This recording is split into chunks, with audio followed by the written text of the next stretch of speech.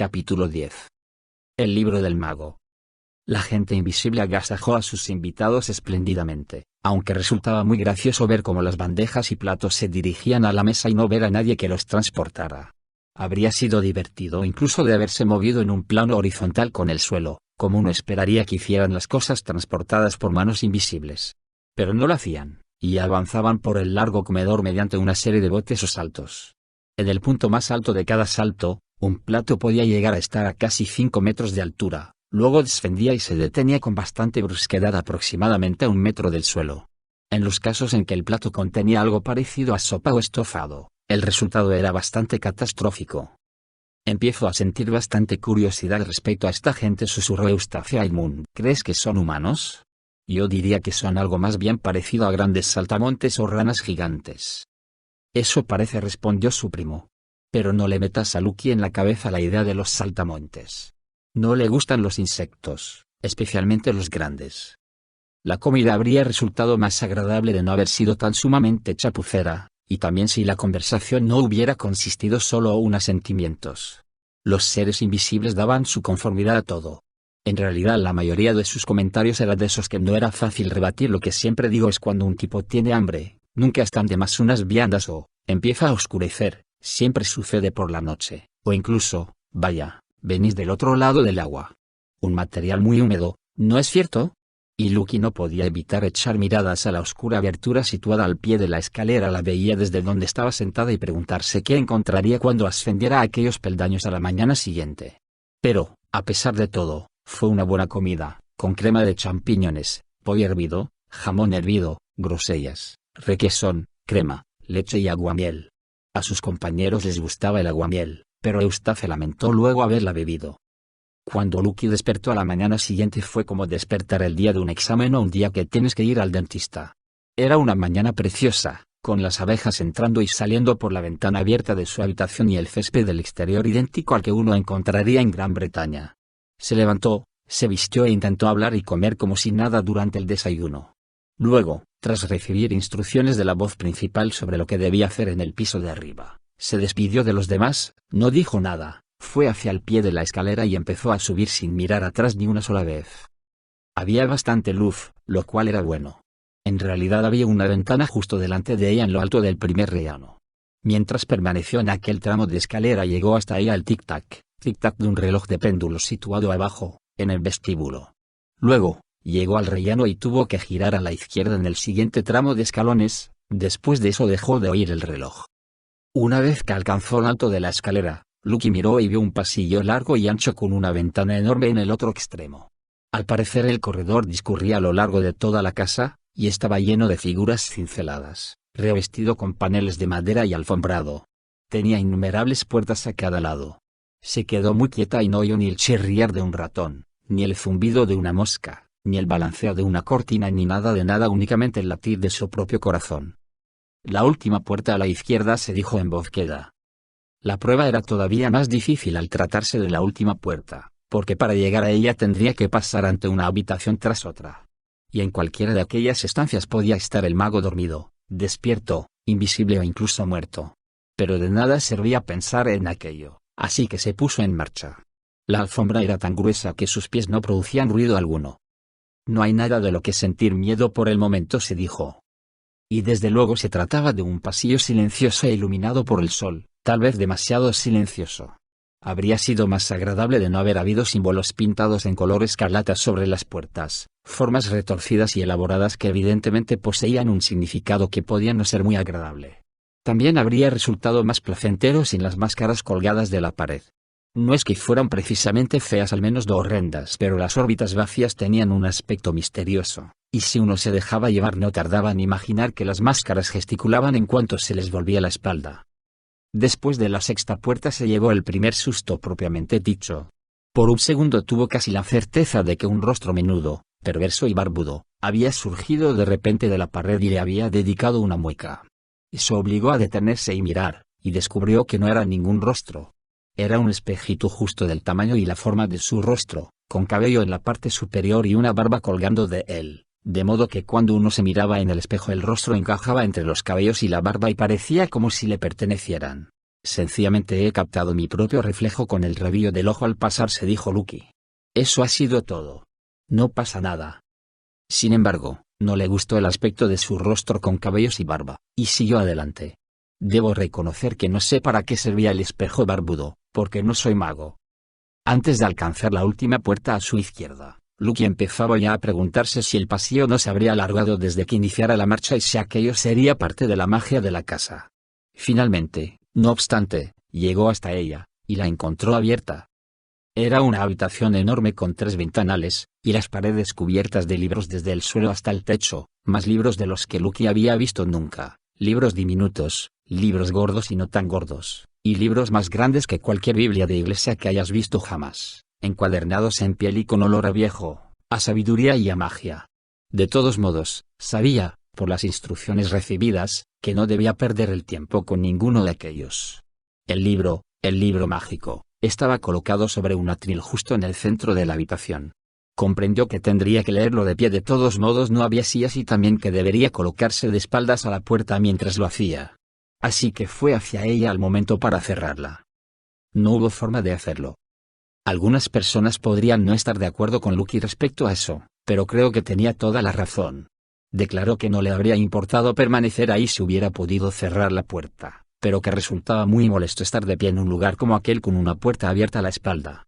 Yo me habría sentido igual, pero no había otro remedio. Una cosa que le preocupó mucho fue el tamaño del libro.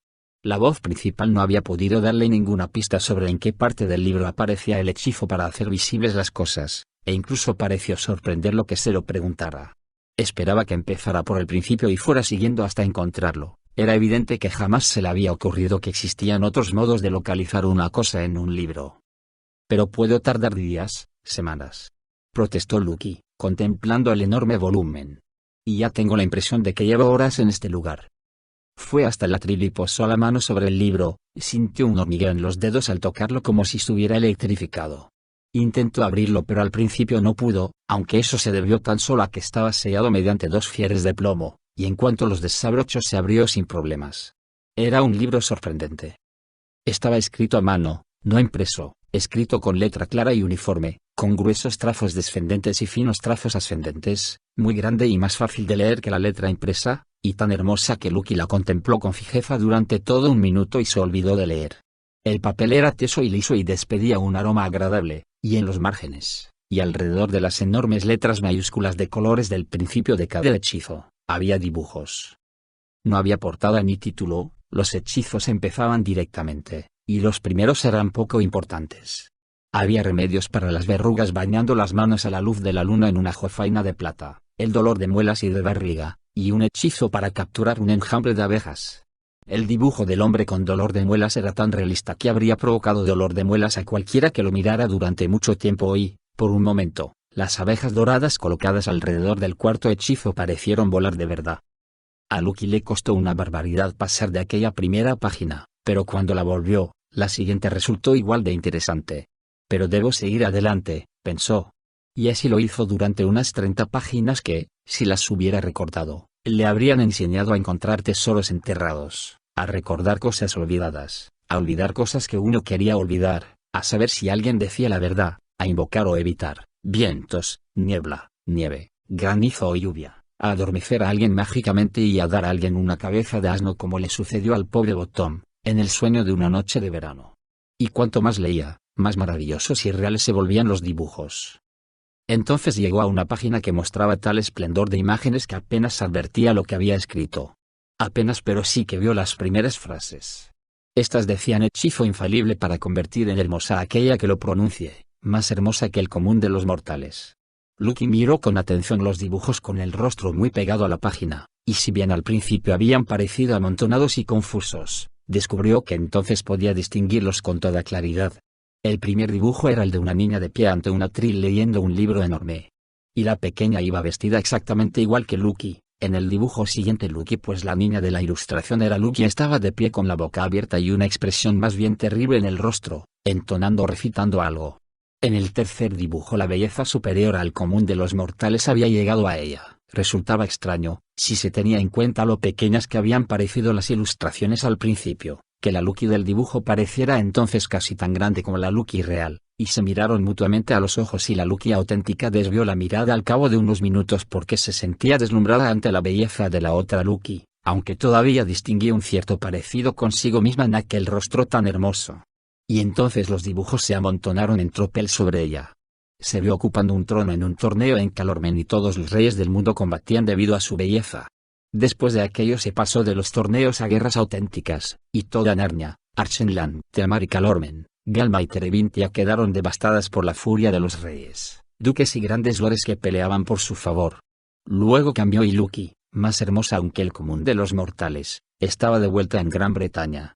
Y Susan, que siempre había sido la guapa de la familia, regresaba a casa desde América. La Susan del dibujo era exactamente igual a la Susan real, solo que más fea y con una expresión maliciosa. Y Susan estaba celosa de la belleza deslumbrante de Lucky, pero eso no importaba en absoluto, porque entonces nadie le prestaba atención a Susan. Pronunciaré el hechizo, dijo Lucky. No me importa. Lo haré. Dijo no me importa porque tenía una fuerte sensación de que no debía hacerlo. Pero cuando volvió a mirar las palabras iniciales del hechizo, allí entre de las letras, donde estaba más que segura de que no había ningún dibujo antes, encontró el rostro enorme de un león, el mismo Aslan, que la contemplaba con fijeza. Estaba pintado de un dorado tan brillante que parecía ir hacia ella desde la página, y, a decir verdad, más tarde no pudo asegurar que no se hubiera movido un poco. En cualquier caso conocía muy bien la expresión de su rostro. Gruñía y se distinguían casi todos sus dientes. La pequeña se asustó terriblemente y volvió la página al momento. Algo después llegó a un hechizo que te permitía saber lo que tus amigos pensaban de ti. Puesto que había deseado ardientemente probar el otro hechizo, el que concedía una belleza superior al común de los mortales, sintió que, para compensar no haberlo pronunciado, tenía que pronunciar aquel. Y a toda prisa, por temor a cambiar de opinión, dijo las palabras nada podrá inducirme a decir cuáles eran. Luego aguardó a que sucediera algo. Como no sucedió nada, empezó a contemplar los dibujos. Y al instante vio lo último que habría esperado ver: una imagen de un vagón de tercera clase de un tren, con dos colegialas sentadas en él. Las reconoció enseguida. Eran Marjorie Preston y Annie Featherstone. Solo que entonces era más que una imagen. Estaba viva, pues vio como los postes de telégrafo pasaban veloces al otro lado de la ventanilla. Luego, poco a poco, igual que cuando se empieza a sintonizar la radio, pudo oír lo que hablaban. ¿Nos veremos este trimestre?, preguntó Anne. ¿O seguirás pasando todo el día pegada a Lucky Pevensie? No sé qué quieres decir con pegada, respondió Marjorie. Claro que lo sabes, replicó la otra. El trimestre pasado solo ibas detrás de ella. No es verdad. No soy un perrito faldero. Además, no es mala chica, pero empezaba a estar bastante harta de ella antes de que terminara el trimestre. Pues te aseguro que eso no volverá a sucederte, gritó Lucky. Eres una estúpida y una falsa. Pero el sonido de su propia voz le recordó al momento que le hablaba a un dibujo y que la auténtica Marjorie se encontraba muy lejos, en otro mundo. Vaya, se dijo Lucky, pensaba que era mi mejor amiga. E hice toda clase de cosas por ella el trimestre pasado, y me mantuve a su lado cuando no muchas niñas lo habrían hecho. Y, además, lo sabe. Y decírselo precisamente a Annie Featherstone. ¿Es que todas mis amigas son así? Hay muchos otros dibujos. No pienso mirar nada más. No pienso hacerlo y con un gran esfuerzo pasó la página, pero no antes de que una lágrima enorme y furiosa fuera a caer sobre ella. En la página siguiente encontró un hechizo para el consuelo del espíritu. Los dibujos eran más escasos, pero muy hermosos. Y lo que Lucky empezó a leer era más parecido a una historia que a un conjuro. Siguió durante 3 páginas y antes de que llegara al final de la página ya había olvidado que estaba leyendo. Vivía la historia como si fuera real, y todas las imágenes lo fueran también. Cuando llegó a la 3ª página y al final, dijo: es la historia más preciosa que he leído jamás y que leeré en toda mi vida. Como desearía haber seguido leyéndola durante 10 años. Al menos la volveré a leer. Pero aquí parte de la magia del libro entró en acción. No se podía volver atrás. Las páginas del lado derecho, las que iban hacia adelante, se podían girar, las del lado izquierdo no. ¡Qué lástima!, exclamó Lucky, con las ganas que tenía de volver a leerla. Bueno, al menos voy a recordarla. Veamos, trataba de cielos, se está desvaneciendo otra vez. E incluso esta última página se está borrando. Este es un libro muy extraño. ¿Cómo puedo haberlo olvidado? Hablaba de una copa y una espada y un árbol y una colina verde, Eso lo sé. Pero no me acuerdo de nada más. ¿Qué voy a hacer? Jamás pudo recordarla, y desde aquel día, Lucky describe las buenas historias como relatos que le recuerdan la historia olvidada del libro del mago. Siguió adelante, y con gran sorpresa encontró una página sin dibujos, pero las primeras palabras eran hechizo para hacer visibles cosas ocultas. Lo leyó hasta el final para asegurarse de todas las palabras difíciles y luego lo pronunció en voz alta. Supo inmediatamente que funcionaba porque mientras hablaba, aparecieron los colores de las palabras en mayúscula de la parte superior de la página y empezaron a surgir dibujos en los márgenes. Fue como cuando uno acerca al fuego algo escrito con tinta invisible y la escritura empieza a manifestarse, solo que en lugar del color sucio de zumo de limón que es la tinta invisible más fácil de hacer, aquel era dorado, azul y escarlata. Eran dibujos curiosos que contenían muchas figuras que a Lucky no le gustó demasiado contemplar. Y a continuación pensó: supongo que lo he vuelto todo visible, y no solo a los aporreadores.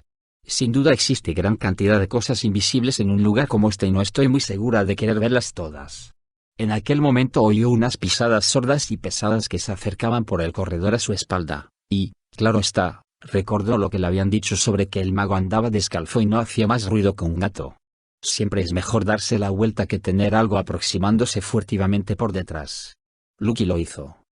Entonces el rostro se le iluminó hasta que, por un momento, aunque desde luego ella no lo supo, se volvió casi tan hermosa como la otra Lucky del dibujo, y corrió al frente con un gritito de alegría y con los brazos extendidos. Pues quien había en el umbral no era otro que Aslan en persona, el león, el más poderoso de todos los sumos monarcas, y era de carne y hueso, real y cálido, y permitió que la niña lo besara y se enredara en su melena reluciente. Y a juzgar por el sonido ronco, parecido a un terremoto, que surgió de su interior, Lucky incluso se atrevió a pensar que ronroneaba. Aslan dijo: «Qué amable has sido al venir. He estado aquí siempre, pero acabas de hacerme visible». «Aslan», exclamó ella casi con un cierto tono de reproche. «No te burles de mí, como si algo que yo pudiera hacer consiguiera volverte visible». «Lo hizo», respondió el león. «¿Crees que yo no obedecería mis propias normas?». Tras una corta pausa, el león volvió a hablar, diciendo: «Niña, creo que has escuchado a escondidas». «¿Escuchado a escondidas?». «¿Escuchaste lo que tus dos compañeras de colegio decían de ti?». «¿Eso?». «Jamás se me ocurrió que fuera a escuchar a escondidas, Aslan». «¿No era magia?». «Espiar a la gente mediante la magia es lo mismo que espiar de cualquier otro modo. Y has juzgado mal a tu amiga. Es una persona débil, pero te aprecia». Temía a la niña de más edad y dijo lo que en realidad no piensa. «No creo que pueda olvidar jamás lo que le oí decir». «No, no lo harás». «Cielo», dijo Lucky, ¿lo he estropeado todo? ¿Quieres decir que habríamos seguido siendo amigas si no hubiera sido por esto? ¿Que habíamos sido realmente buenas amigas toda nuestra vida, y que ahora ya no lo seremos nunca?» «Pequeña», respondió Aslan, ¿no te expliqué en una ocasión que a uno jamás se le cuenta lo que habría sucedido?» «Sí, Aslan. Lo siento. Pero, por favor, habla, querida mía. ¿Podré volver a leer alguna vez aquella historia, la que no pude recordar? Dime que sí, Aslan, por favor. O mejor, cuéntamela tú». «Claro que sí, te la contaré durante años y años. Pero ahora, ven. Debemos saludar al dueño de esta casa». Capítulo 11. Los farfapodos vuelven a ser felices. Lucky siguió al enorme león al pasillo y al instante vio ir hacia ellos a un anciano, descalzo, vestido con una túnica roja. Una guirnalda de hojas de roble coronaba su melena blanca, la barba le caía hasta el cinto y se apoyaba en un bastón curiosamente tallado. Al ver a Aslan le dedicó una profunda reverencia y dijo: «Bienvenido, señor, a la más humilde de vuestras casas.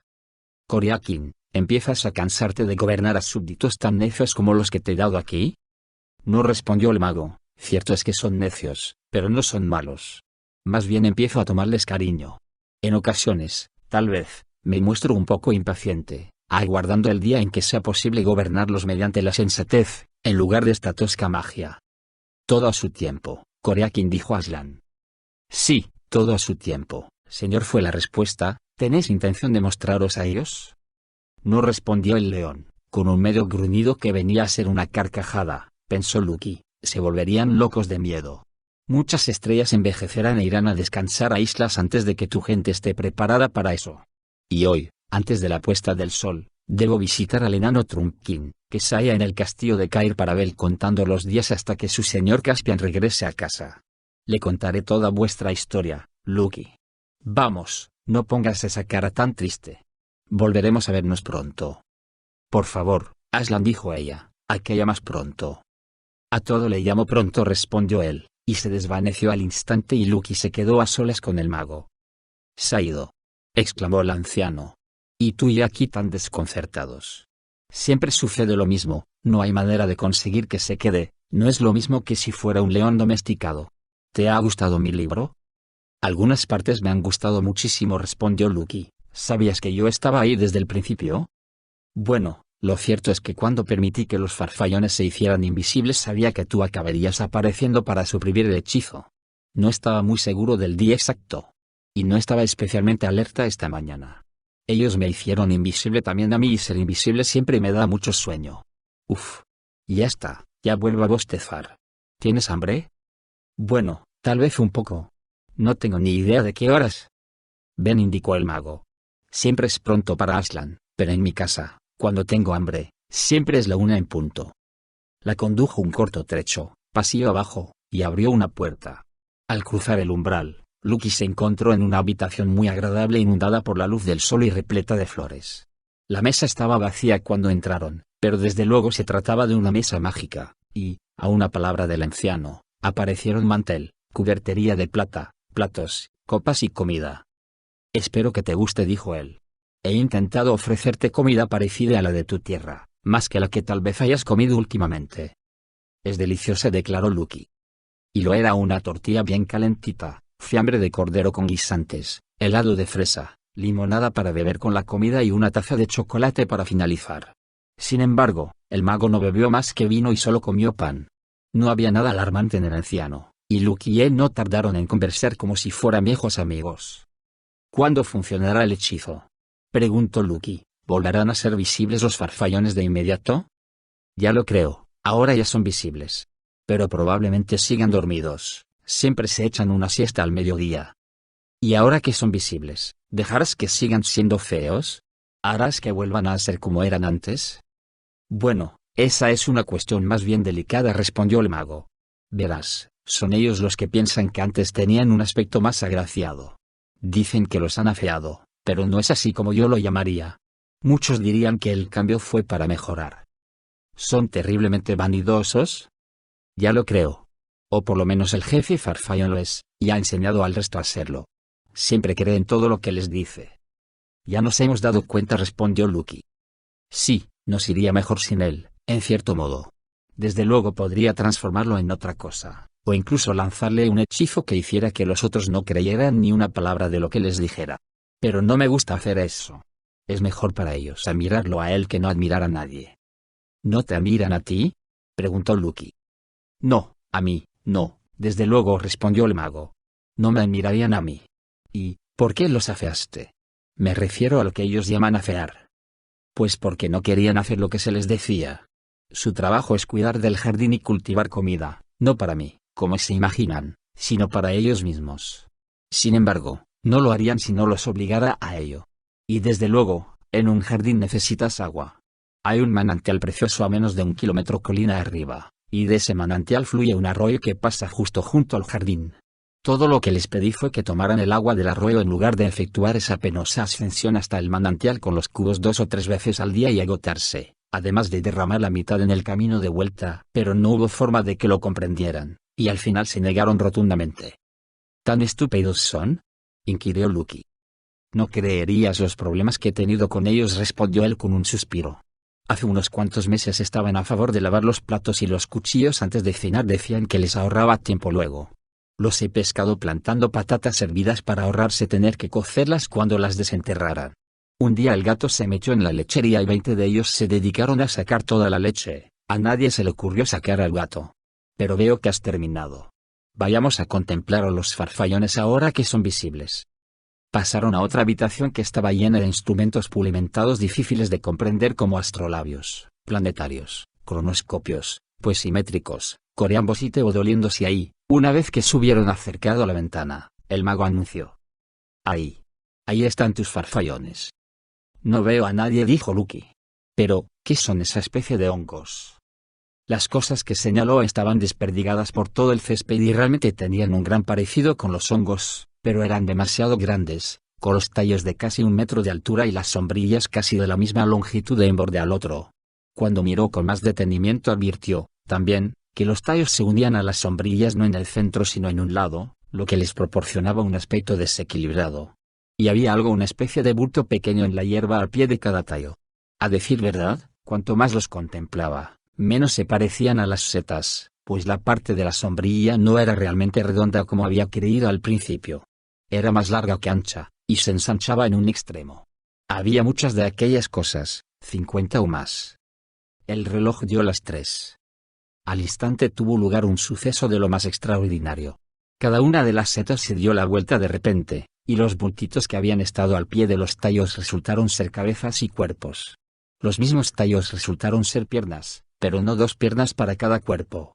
Cada cuerpo poseía una única y gruesa pierna en el centro del tronco, no a un lado como en un hombre cojo, y al final de esta, un único y enorme pie, un pie de planta ancha con la punta un poco vuelta hacia arriba de modo que parecía una canoa pequeña. Comprendió al momento por qué le habían parecido setas. Estaban tumbados de espaldas con la única pierna estirada en alto y el enorme pie extendido por encima de ella.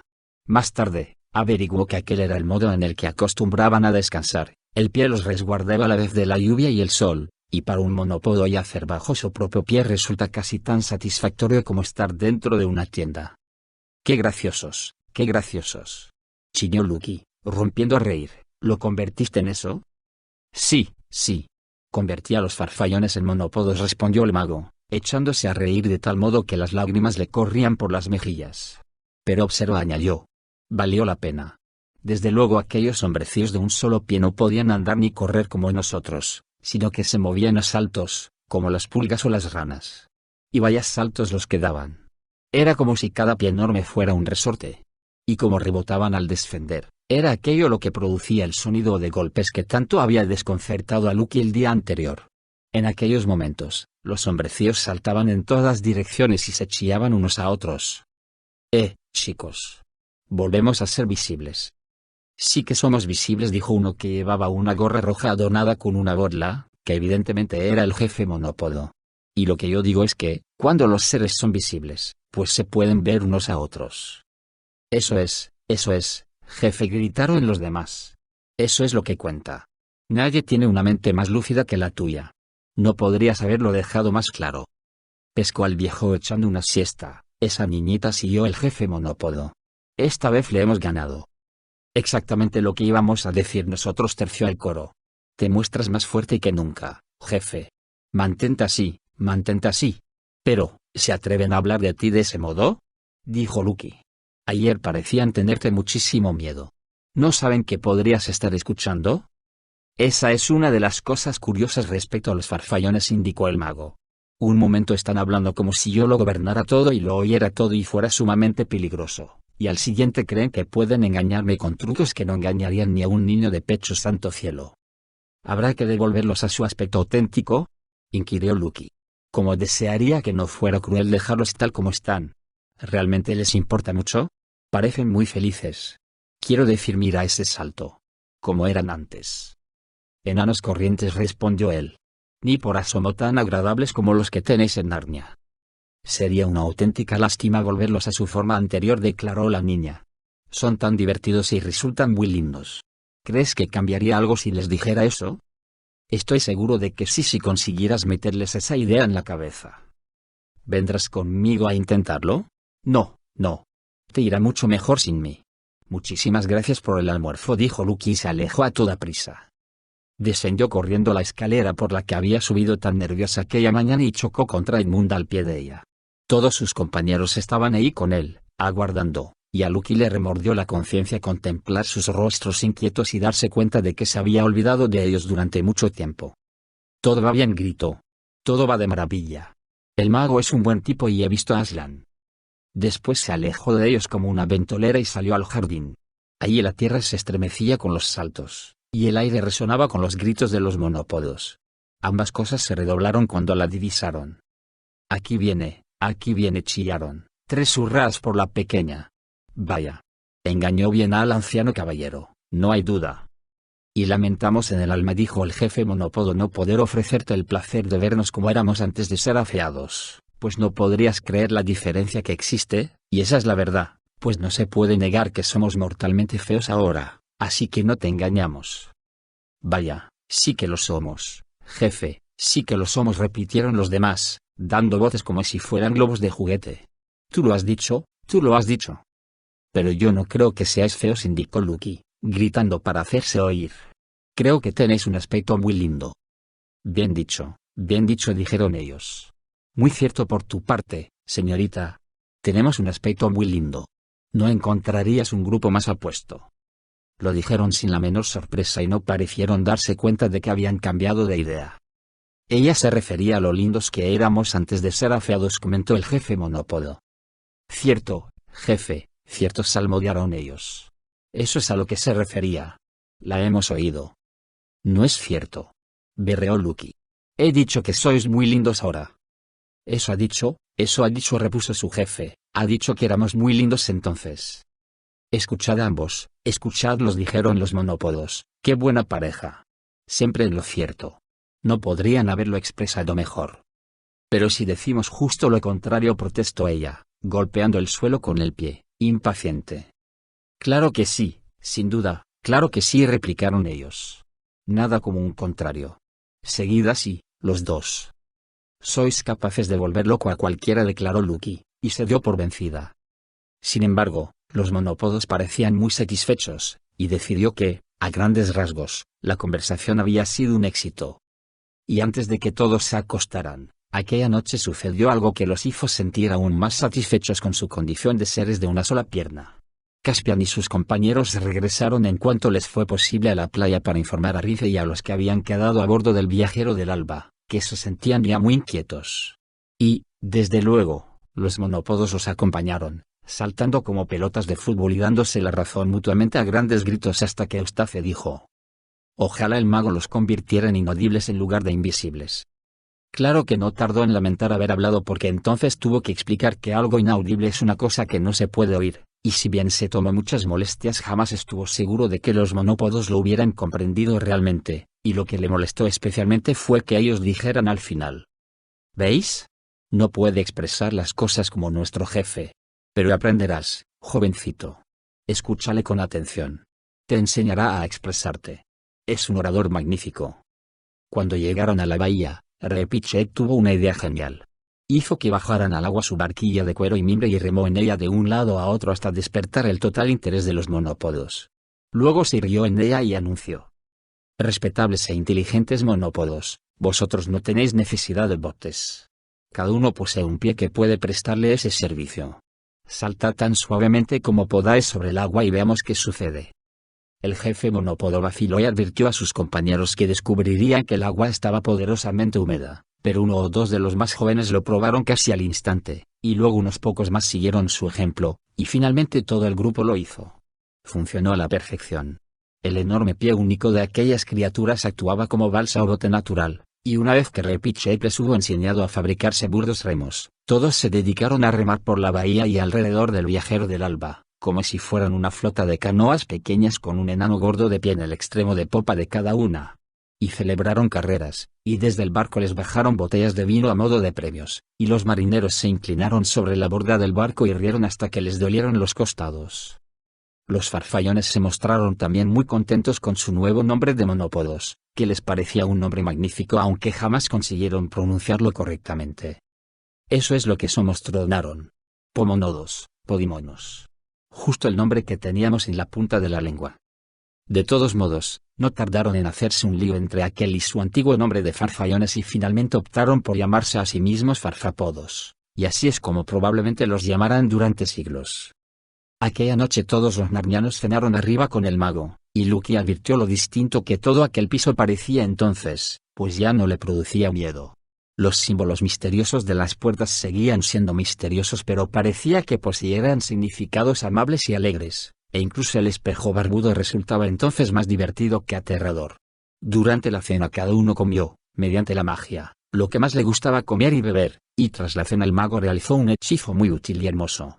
Colocó 2 trozos de pergamino en blanco sobre la mesa y pidió a Drinian que le relatara con exactitud su viaje hasta aquel momento, y mientras el capitán hablaba, todo lo que describía aparecía en el pergamino en forma de líneas elegantes y nítidas, hasta que al final cada hoja fue un espléndido mapa del océano oriental, que mostraba Yalma, Tervintia, las 7 islas, las islas solitarias, la isla del dragón, la isla quemada, la isla del agua letal y el país de los farfallones, todo exactamente del tamaño correcto y en su sitio exacto. Fueron los primeros mapas que se dibujaron jamás de aquellos mares, y mejores que muchos que se han realizado más tarde sin la ayuda de la magia. Pues, aunque las ciudades y montañas dibujadas en ellos parecían al principio iguales a las que aparecerían en un mapa corriente, cuando el mago les entregó una lente de aumento pudieron comprobar que se trataba de pequeños dibujos perfectos del lugar real, de modo que se podía ver el castillo, el mercado de esclavos y las calles en Puerto Angosto, todo con suma claridad aunque muy lejano, como las cosas al mirarlas por el lado equivocado de un telescopio. El único inconveniente era que la línea de la costa de la mayoría de las islas estaba incompleta, ya que el mapa mostraba únicamente lo que Drinian había visto con sus propios ojos. Cuando terminaron, el mago se quedó con un mapa y regaló el otro a Caspian. Este todavía sigue colgado en la sala de los instrumentos de Cair Paravel. Pero el mago no pudo decirles nada sobre mares o tierras situados más al este, aunque sí les contó que unos 7 años antes un barco de Narnia había atracado en sus aguas y que llevaba a bordo a los lores Revilian, Argoth, Mabramorn y Rod, de modo que decidieron que el hombre de oro que habían visto en la isla del agua letal era, sin duda, Lord Restimar. Al día siguiente, el mago reparó mágicamente las partes de la popa del viajero del alba que había dañado la serpiente marina y cargó la nave con regalos útiles. La despedida fue de lo más cariñosa, y cuando zarparon, 2 horas después del mediodía, todos los farfapodos acompañaron al barco remando hasta la entrada del puerto, y lo despidieron con aclamaciones hasta que ya no se oían sus gritos. Capítulo 12. La isla oscura. Tras aquella aventura siguieron navegando hacia el sur y un poco al este durante 12 días con viento moderado, el cielo despejado la mayor parte del tiempo y un tiempo cálido, y no vieron ni aves ni peces, a excepción de una ocasión en la que avistaron ballenas que lanzaban chorros de agua al aire a lo lejos, desde estribor. Luke y Repiche jugaron innumerables partidas de ajedrez durante aquellos días. Luego, en el día 13, Edmund, desde la cofa, divisó lo que parecía una enorme y oscura montaña alzándose del mar por babor. Cambiaron de rumbo y se dirigieron hacia aquella tierra, principalmente a remo, ya que el viento no les era útil para navegar al nordeste. Al caer la tarde se encontraban todavía a una distancia considerable, así que tuvieron que remar toda la noche. A la mañana siguiente el tiempo era bueno, pero prevalecía una calma total. La oscura masa se encontraba al frente, mucho más cercana y grande, pero todavía muy borrosa, de modo que algunos pensaron que seguía estando muy lejos y otros que se introducían en un banco de niebla. Alrededor de las 9 de aquella mañana, de un modo repentino, estaba ya tan cerca que se dieron cuenta de que no se trataba de tierra, ni tampoco de una niebla normal y corriente. Era una oscuridad. Resultaba bastante difícil de describir, pero sabrás cómo era si te imaginas mirando el interior de la boca de un túnel tan largo o tortuoso que no se puede distinguir la luz en el otro extremo. Así sabes qué aspecto tenía. Si anduvieses por ese túnel, durante un corto trecho podrías ver los raíles, las traviesas y la gravilla a plena luz del día. Luego llegaría un punto en el que estarían en penumbra, y entonces, de un modo repentino, pero sin una línea divisoria definida, desaparecerían totalmente en una negrura uniforme y compacta. Lo mismo sucedía ahí. Durante una corta distancia por delante de la proa podían ver el oleaje de las brillantes aguas azul verdoso. Más allá, veían cómo las aguas aparecían descoloridas y grises como lo harían entrada la tarde, pero un poco más lejos. Todo era una negrura total, como si hubieran llegado al borde de una noche sin luna ni estrellas. Caspian gritó al contramaestre que mantuviera la nave apartada de aquello, y todos excepto los remeros se abalanzaron al frente y miraron desde la proa. Pero no había nada que ver. A su espalda estaba el mar y el sol, ante ellos, la oscuridad. ¿Vamos a entrar aquí?, inquirió Caspian finalmente. Yo no os lo aconsejaría, respondió Drinian. El capitán tiene razón, dijeron varios marineros. Creo que opino lo mismo, indicó Edmund. Luke y Eustace no dijeron nada, pero se sintieron muy satisfechos por el giro que parecían tomar los acontecimientos. De repente la voz clara de Repichev se abrió paso en medio del silencio. ¿Y, por qué no?, dijo. ¿Quiere explicarme alguien por qué no? Nadie tenía ganas de discutir, de modo que el ratón continuó. Si me dirigiera a campesinos o esclavos, manifestó, Podría suponer que esta sugerencia estaba movida por la cobardía. Pero espero que jamás se diga en Narnia que una tripulación de personas nobles y reales en la flor de la edad pusieron pies en polvorosa porque les asustaba la oscuridad. Pero, ¿de qué serviría abrirse camino por entre esa oscuridad?, inquirió Drinian. ¿Servir?, replicó Repichep. ¿Servir, capitán? Si al decir servir os referís a llenar nuestros estómagos o nuestras bolsas, confieso que no servirá de nada. Por lo que yo sé, no salimos a navegar en busca de cosas que pudieran servir, sino en busca de honor y aventuras. Y aquí tenemos una aventura tan grande como jamás se haya oído contar, y también, si damos la vuelta, un gran motivo de censura a nuestro honor. Varios marineros mascullaron por lo bajo cosas que sonaron algo así como al cuerno con el honor, pero Caspian dijo: «Vaya, maldito seas, Repichep. Ojalá te hubiera dejado en casa». «De acuerdo. Si lo expresas de ese modo, supongo que tendremos que seguir adelante. A menos que Lucky prefiera no hacerlo». Desde luego, Lucky habría preferido no hacerlo, pero lo que dijo en voz alta fue: «Por mí, adelante. Su Majestad ordenará encender luces al menos, ¿verdad?», dijo Drinian. «Por supuesto», respondió Caspian. «Ocupaos de ello, capitán». Así pues, se encendieron los 3 fanales, en la popa, la proa y la punta del mástil, y Drinian ordenó encender 2 antorchas en medio del barco. Las luces resultaban pálidas y débiles bajo los rayos del sol.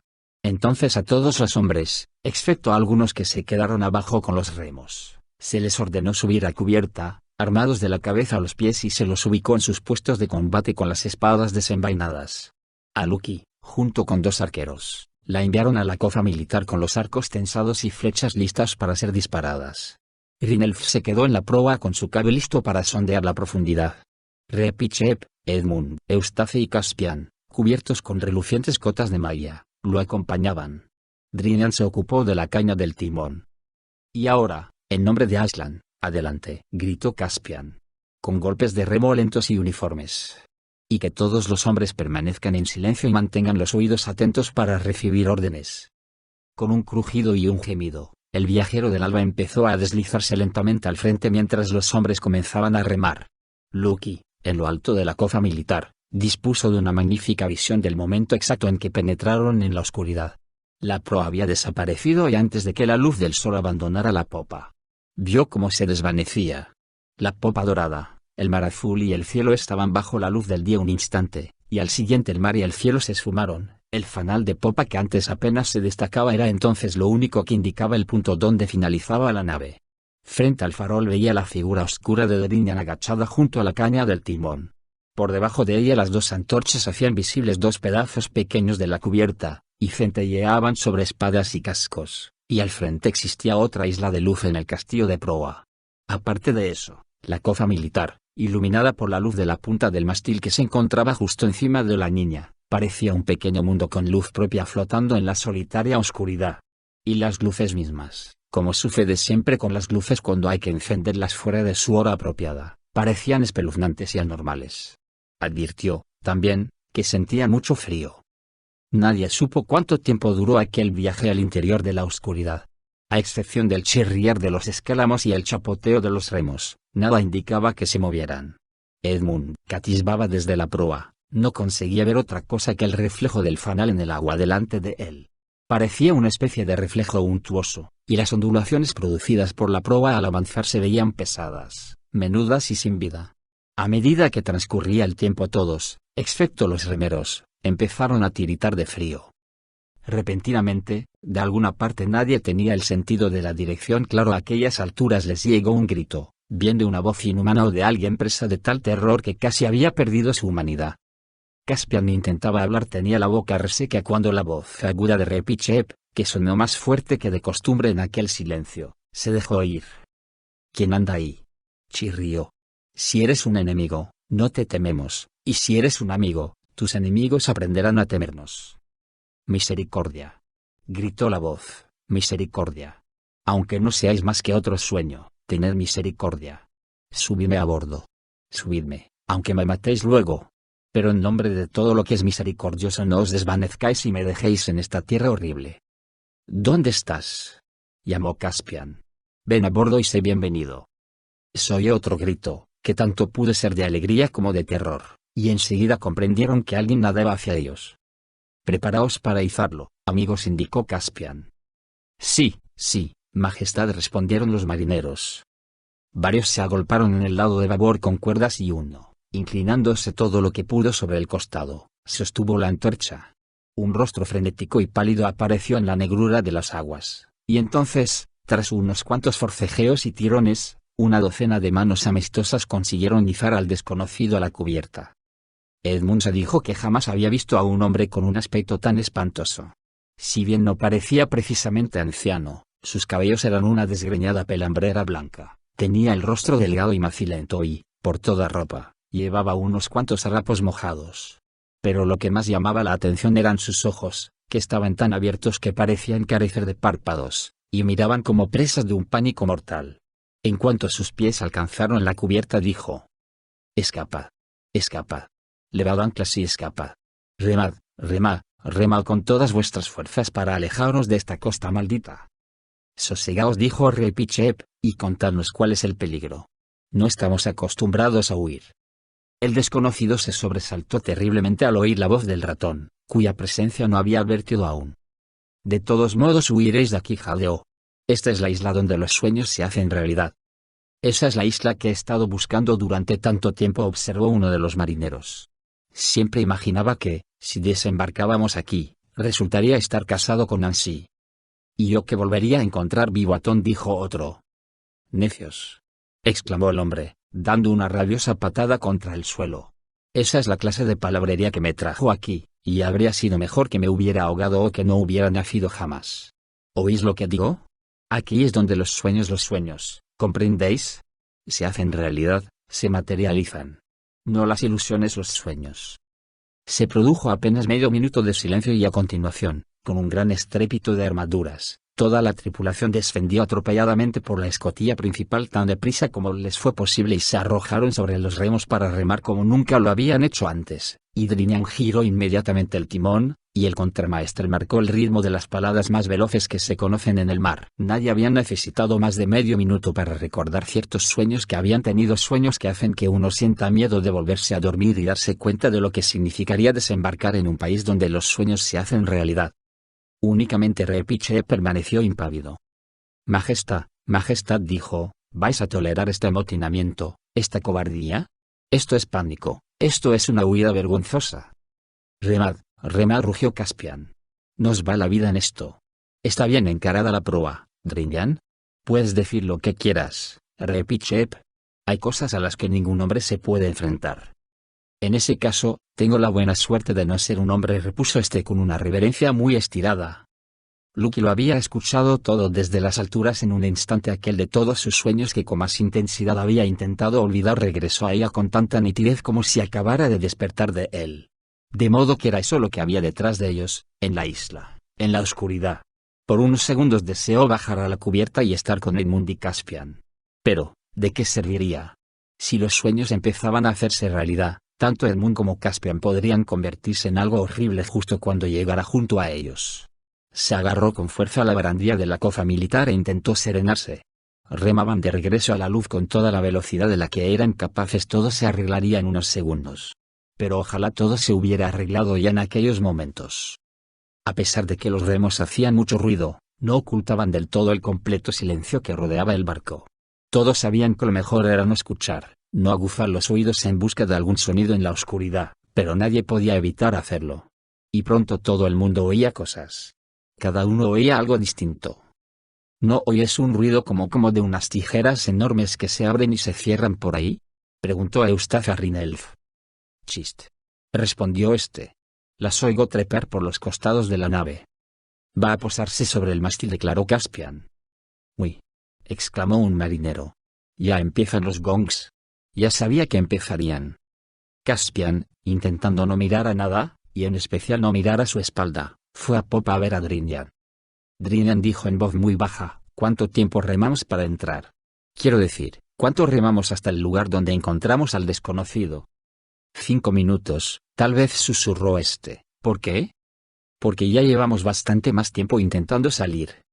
La mano de Drinian tembló sobre la caña del timón y un sudor frío le corrió por el rostro. La misma idea empezaba a ocurrírsele a todo el mundo a bordo. Jamás saldremos, gimieron los remeros. Nos está dirigiendo mal. Estamos dando vueltas y más vueltas en círculos. No saldremos jamás.